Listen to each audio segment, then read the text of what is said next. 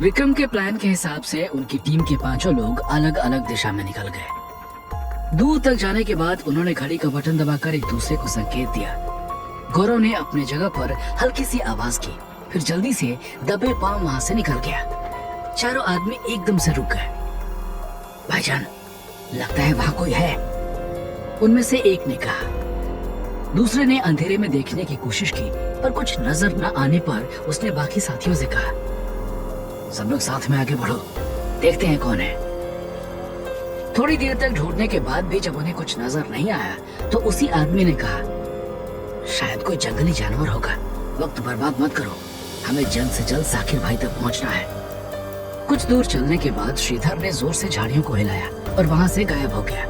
इस बार भी चारों ने एक साथ आकर उस जगह का मुआयना किया और फिर से किसी जानवर की आहट समझकर वो लोग आगे बढ़ गए। अब तक गौरव दूसरी जगह पहुंच चुका था। तेज आवाज के साथ वो पेड़ से कूदा और लुढ़क कर छुप गया। सबने फिर से साथ में उस जगह पर आकर देखा और कुछ न मिलने पर आगे चल पड़े। लगता है यहाँ बहुत से जंगली जानवर हैं भाईजान। कम उम्र वाले लड़के ने डरते हुए सब तरफ देखा। दूसरे ने उसके सिर पर चपत लगाई। क्या अहमद जैसी बात करता है, जंगली जानवर जंगल में नहीं तो क्या तेरे घर में रहेंगे। अगली बार आवाज आने पर उनमें से सिर्फ एक आदमी देखने आया और कुछ न मिलने पर गुस्से में बोला, कम वक्तों ने परेशान कर दिया, रात को सोते नहीं है क्या? लड़के ने पूछा, थोड़ा माल इनको भी खिला दे भाईजान, ये भी नशे में सो जाएंगे। एक और चपत के साथ पहले आदमी ने कहा, पर उस माल की कीमत तेरे अब्बू देंगे। अपने सिर को मलते हुए लड़का चुपचाप चलने लगा। कुछ कदम की दूरी पर इस बार आवाज उनके दोनों तरफ से आई। आगे चलने वाले आदमी ने परेशान होकर कहा, होंगे तो जानवर ही, फिर भी एक बार देखा। उसके दो साथी अलग अलग दिशाओं में चले गए तो उसने बेफिक्री से सिगरेट सुलगा दी। लड़के को अपनी तरफ लालच भरी निगाहों से देखते हुए उसने पूछा, पीनी है? लड़के ने खुश होकर हाँ में गर्दन हिलाई। आदमी ने हंसकर अपनी सिगरेट उसे दे दी और जेब से दूसरी सिगरेट निकाल ली। लड़के ने सिगरेट का लंबा कश लिया और अचानक जोर जोर से खांसने लगा। उसकी हालत देखकर आदमी हंस पड़ा। अरे मियाँ, अभी तुम बच्चे हो, अपनी दूध की बोतल साथ लेकर चला करो। उसकी हालत से बेफिक्र वो अपनी सिगरेट सुलगाने लगा। तभी दो साए अंधेरे से निकलकर उनके पीछे आ गए। बिजली की फुर्ती से दोनों ने एक हाथ से उनका मुंह दबाया और दूसरे हाथ से गर्दन पर छुरी चला दी। बिना आवाज किए दोनों की लाशें कटे पेड़ की तरह जमीन पर गिर गई। तभी उनके दोनों तरफ की झाड़ियों से उनके जैसे ही दो और काले साए बाहर निकले। अपने साथियों को देखकर गौरव और श्रीधर ने हाथ का अंगूठा उठाकर काम पूरा होने का संकेत दिया। सामने से राघव भी आ गया। उसने आगे का रास्ता रोक रखा था, जिससे अगर कोई भाग निकलने की कोशिश करता तो उसे पकड़ा जा सकता था। गौरव और श्रीधर दो लाशों को घसीटते हुए ले आए और चारों को एक साथ पटक दिया। सबको साथ देखकर विक्रम ने राहत भरी आवाज में कहा, mission successful. Yes boss, Shantanu समेत सबने कड़क जवाब दिया। मुस्कुराते हुए विक्रम ने घड़ी देखी, लेकिन देखते ही परेशान हो गया। रात खत्म होने वाली है और हम बहुत दूर निकल आए हैं। उजाला होने से पहले वापस बॉर्डर तक नहीं पहुंच सकते। अब हम अपना मिशन आज पूरा नहीं कर पाएंगे। शांतनु ने मुस्कुराकर कहा, हेडक्वार्टर ने वैसे भी कल रात हमला करने का ऑर्डर दिया था। गौरव ने मरे हुए लोगों की तरफ इशारा किया, इनका क्या करना है? पहले देखे तो सही, ये सब कौन सी दिवाली मनाने जा रहे थे? राघव ने झुककर एक बैग उठाया।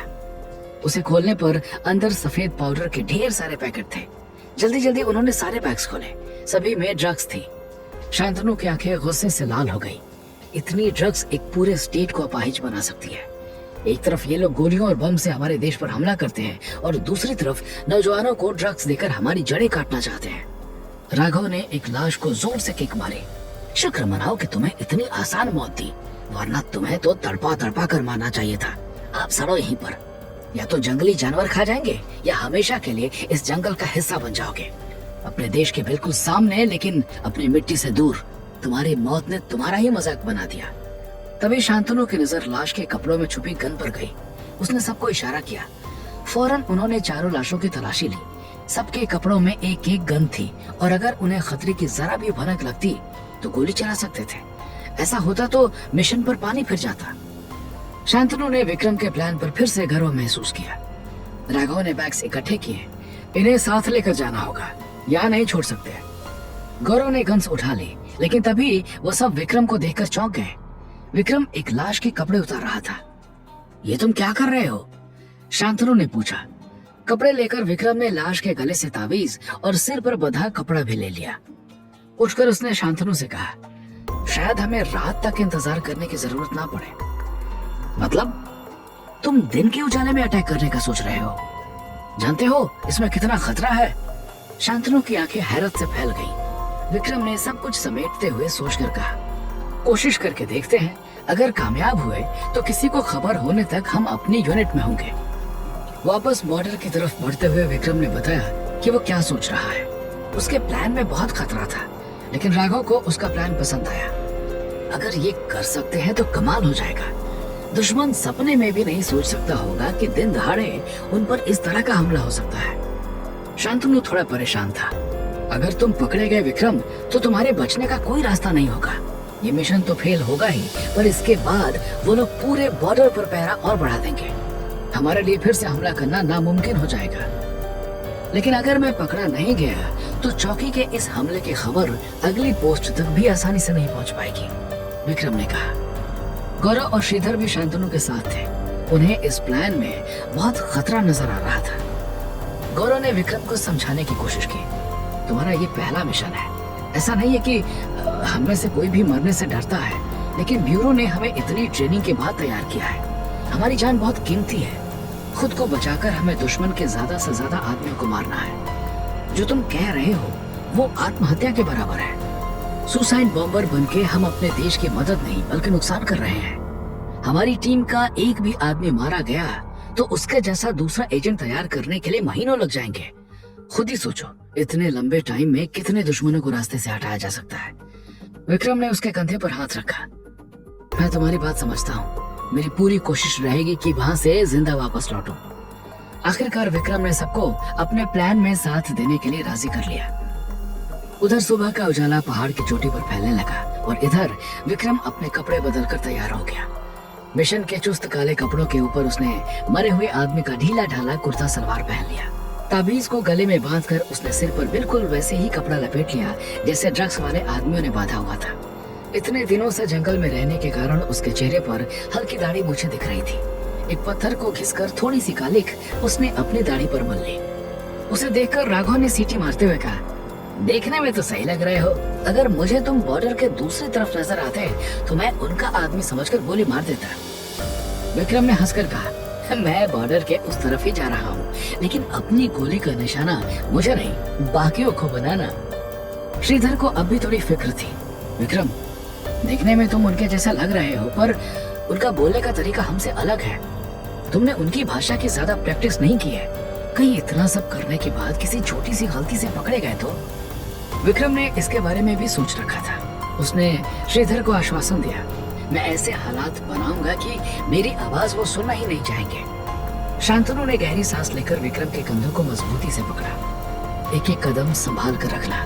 जोश में रहना अच्छी बात है, लेकिन होश में रहना उससे ज्यादा जरूरी है। जरा भी खतरा लगे तो मिशन को अबॉर्ट कर देना। ध्यान रहे, तुम बहुत कीमती हो। विक्रम ने गर्दन हिलाकर हामी भरी, फिर अपने चारों साथियों को देखकर उसने एक कड़क सैल्यूट मारा। चारों ने वैसे ही सैल्यूट से उसे जवाब दिया। बिना कुछ कहे विक्रम मुड़कर बॉर्डर के साथ साथ आगे की तरफ चल पड़ा। उनके चारों साथियों ने मन ही मन उसके जिंदा वापस लौट आने की प्रार्थना की। विक्रम के पास न कोई घड़ी थी, न वक्त जानने का कोई और जरिया, लेकिन सूरज की गर्मी से उसे अंदाजा हुआ कि सुबह के 9 साढ़े 9 बज रहे होंगे। विक्रम ने पैनी नजरों से चारों तरफ देखा। कैंप कमांडर के दिखाए हुए नक्शे के हिसाब से ये बॉर्डर का वो हिस्सा था जहाँ पर पेट्रोलिंग करने वाले गार्ड 10-10 मिनट के बाद गश्त लगाते थे। पिछले गार्ड को गए 2 मिनट हो चुके थे। विक्रम ने सावधानी से कांटों वाली तार का एक हिस्सा काटकर बॉर्डर को पार किया और फिर तेजी से उस तार पर टेप लगा दिया जिससे वो कटी हुई ना दिखे। झाड़ियों से गुजरते हुए वो खामोशी से आगे निकल गया। जब तक अगला गार्ड आया, उस जगह पर किसी और के होने का नामो निशान तक नहीं था। याद किए हुए नक्शे के हिसाब से विक्रम लगातार चलता रहा। कुछ ही देर में उसे सड़क नजर आने लगी। अब विक्रम को इंतजार करना था। उसने अपनी हथेली पर छुरी से एक घाव बनाया। जैसे ही उसमें से खून निकलने लगा, विक्रम ने हाथ को अपनी गर्दन के एक तरफ चिपका लिया। हाथ का सारा खून उसकी गर्दन और कुर्ते पर लग गया। कुर्ते के सामने की तरफ पहले ही खून के धब्बे थे जो कुर्ते के मालिक की गर्दन काटने की वजह से बने थे। तभी सड़क पर दूर से आती हुई वैन नजर आई। अब प्लान को अंजाम देने का वक्त आ गया था। जैसे ही वैन करीब आई, विक्रम लड़खड़ाते हुए सड़क के किनारे आया और वैन को रुकने का इशारा किया। खून से लथपथ आदमी के सामने आते ही ड्राइवर ने गाड़ी रोक दी, लेकिन वो नीचे नहीं उतरा। उसने देखा कि सड़क पर खड़े आदमी के गर्दन से खून बह रहा था और उसने अपने हाथ से घाव को दबा रखा था। उसका कुर्ता खून से लाल हो गया था। क्या हुआ भाई? उसने खिड़की खोलकर पूछा। विक्रम ने आवाज को भारी किया और कहा, मदद कीजिए भाईजान। कांटे वाली तार के दूसरी तरफ से किसी ने पत्थर फेंका, सीधा गर्दन पर आ लगा। बहुत खून बह रहा है, कहीं मैं मर न जाऊं। ड्राइवर ने उसकी खुरदुरी आवाज सुनकर अपना कान खुजाया, फिर आसपास देखा, पर उसे कोई और नजर नहीं आया। तो उसने पूछा, तुम अकेले यहाँ क्या करने आए थे? पता है ना ये बॉर्डर का इलाका है। विक्रम ने आंखें फाड़कर ड्राइवर को देखा। ये बॉर्डर है? अबू ने तो कहा था इधर दूसरा गांव है। लगता है मैं फिर से रास्ता भूल गया। अब क्या करूं? यहाँ कोई नजर भी नहीं आ रहा।